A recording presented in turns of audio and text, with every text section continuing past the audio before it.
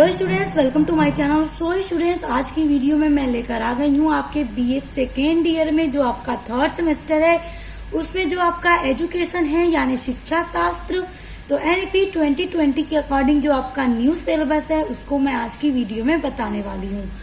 देखिए स्टूडेंट्स, जो सिलेबस मैं आपको बताऊंगी उसमें आपको पूरा बताऊंगी आपको क्या क्या चीजें पढ़नी है अपने एजुकेशन के सिलेबस के अंदर। और स्टूडेंट्स देखिए, जैसा मैंने आपके बीए फर्स्ट सेमेस्टर में और आपके बीए के सेकेंड सेमेस्टर में आपके सभी सब्जेक्ट की पूरी क्लास चलाई और यूनिट्स को कंप्लीट कराया, सब्जेक्ट्स के मॉडल पेपर और इम्पोर्टेंट क्वेश्चन आंसर की वीडियोस दी आपको। आप अच्छे से पढ़कर अपने एग्जाम को अच्छे से दें, अच्छे से अच्छा मार्क्स लेकर आए। उसी तरह मैं आपके थर्ड सेमेस्टर में भी आपके सिलेबस को कंप्लीट कराऊंगी, ऑल यूनिट्स को अच्छे से कवर कराऊंगी। तो इसलिए आपको परेशान होने की जरूरत नहीं है कि हाँ अपना ये सिलेबस कहाँ पढ़ेंगे, कैसे पढ़ेंगे। आपको ऑल वीडियोस मेरे चैनल पर मिलेंगी। अगर आप बीए के स्टूडेंट हैं तो आपके बीए के लिए ये चैनल बहुत हेल्पफुल है। तो चलिए देखिए कि आपको अपने एनईपी 2020 के अकॉर्डिंग जो आपका न्यू सिलेबस है उसके एजुकेशन में यानी कि थर्ड सेमेस्टर में एजुकेशन में आपको क्या क्या चीजें पढ़नी है। देखिए स्टूडेंट्स, जो आपका सब्जेक्ट है वो एजुकेशन है और जो आपका सब्जेक्ट का टाइटल है, जो चीजें आपको इस सिलेबस के अंदर पढ़नी है वो है शिक्षा का दार्शनिक, सामाजिक, राजनीतिक, आर्थिक परिप्रेक्ष्य। यानी कि शिक्षा को लेकर के जो शिक्षा है उसका दार्शनिक परिप्रेक्ष्य कैसा है, सामाजिक परिप्रेक्ष्य कैसा है, राजनीतिक और आर्थिक की सभी परिप्रेक्ष्य कैसा है, शिक्षा को लेकर ये सारी चीजें आपको अपने सिलेबस के अंदर पढ़नी है। तो चलिए आपके यूनिट्स को देखते हैं। जैसा कि आप सभी लोग जानते हैं 8 यूनिट्स आपके ऑल सब्जेक्ट्स में होंगी। आपका एजुकेशन में यूनिट नंबर 1 है शिक्षा और दर्शन। देखिए आपका क्या पहला था, शिक्षा का दार्शनिक परिप्रेक्ष्य। तो सबसे पहले आपको देखना है कि शिक्षा क्या है और दर्शन क्या है। ये चीजें आपको अपने यूनिट नंबर 1 में देखनी है, जिसमें आपको पढ़ना है दर्शन का अर्थ और अवधारणा, दर्शन और दर्शन शास्त्र के बीच अंतर व शिक्षा से संबंध। आपको ये पढ़ना है स्टूडेंट्स कि दर्शन क्या होता है और शिक्षा क्या होती है, उसके बाद इनकी क्या परिभाषाएं हैं, उसके बाद दर्शन और दर्शन शास्त्र के बीच में क्या अंतर है और फिर इनका शिक्षा से क्या संबंध है, यानी दर्शन का शिक्षा से क्या संबंध है, क्या रिलेशन है। ये सारी चीजें आपको अपने यूनिट नंबर 1 के अंदर पढ़ना है। तो ये क्लियर हो गया, आगे बढ़ते हैं। यूनिट नंबर 2 में आपको पढ़ना है प्राचीन भारतीय दर्शन का संक्षिप्त परिचय।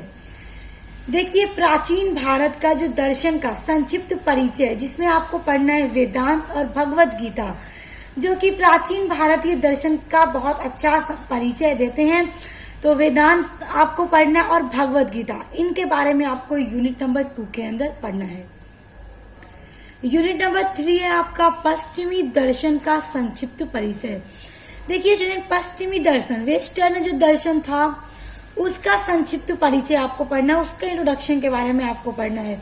देखिए पश्चिमी दर्शन में जो आता है वो है एक आदर्शवाद, प्रकृतिवाद और तीसरा है व्यवहारवाद।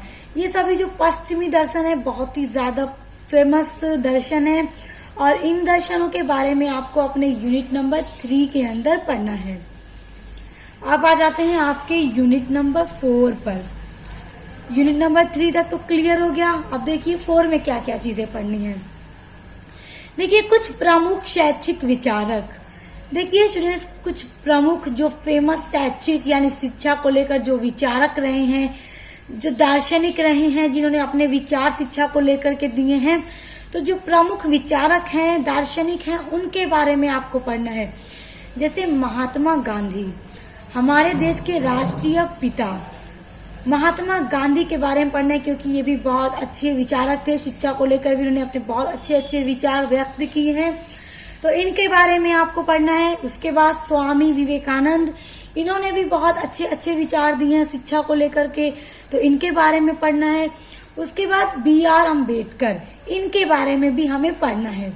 तो ये तीनों बहुत ही प्रमुख विचारक हैं, तो इन विचारक के बारे में हमें अपने यूनिट नंबर 4 में पढ़ना है। अब आ जाइए यूनिट नंबर 5। यूनिट नंबर 5 में आपको पढ़ना है भारतीय समाज का परिचय। भारत का जो समाज है उसका परिचय आपको पढ़ना है, उसके बारे में आपको सारी चीजें पढ़नी है।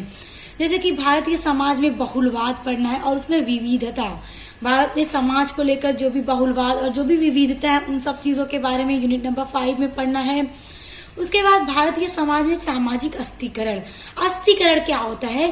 अस्थिकरण का मतलब होता है जो ये कास्ट होती है, जेंडर होता है, क्लास होती है, उन सभी के बारे में, यानी जाति को लेकर के जो भी ऊंच नीच का ये स्तर बना हुआ है, ऊंची नीची नीची जाति, तो क्या एक स्तर ही तो बन रहा है कि नीच जाति ऊंची जाति।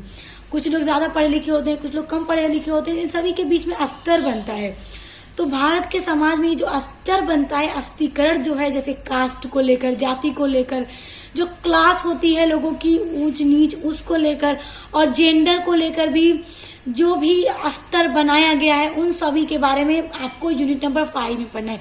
यानी भारत के समाज के बारे में आपको ये सारी चीजें डिटेल में यूनिट नंबर 5 के अंदर पढ़नी है। उसके बाद है आपका यूनिट नंबर 6। यूनिट नंबर 6 में पढ़ना है विद्यालय, शिक्षा एवं समाज। देखिए, इसमें आपको पढ़ना है कि सामाजिक संगठन के रूप में विद्यालय, जैसे कि स्टूडेंट्स आप एजुकेशन पढ़ रहे हैं, आप शिक्षा शास्त्र पढ़ रहे हैं, तो विद्यालय में किस तरह शिक्षा दी जाती है, सामाजिक संगठन के रूप में विद्यालय कैसा है, विद्यालय से जुड़ी हर एक चीज, किस तरह से बच्चों को शिक्षा दी जाती है, क्या उद्देश्य है, इन सभी के बारे में पढ़ना है। उसके बाद सामाजिक परिवर्तन एवं शिक्षा, यानी शिक्षा से किस तरह समाज में परिवर्तन होता है, इन सभी चीजों के बारे में पढ़ना है। और सामाजिक गतिशीलता एवं शिक्षा, देखिए शिक्षा रहेगा, तो सामाजिक गतिशीलता एवं शिक्षा, ये सारी चीजें आपको यूनिट नंबर 6 के अंदर पढ़ना है। अब देखिए यूनिट नंबर 7, शिक्षा का राजनैतिक परिप्रेक्ष्य।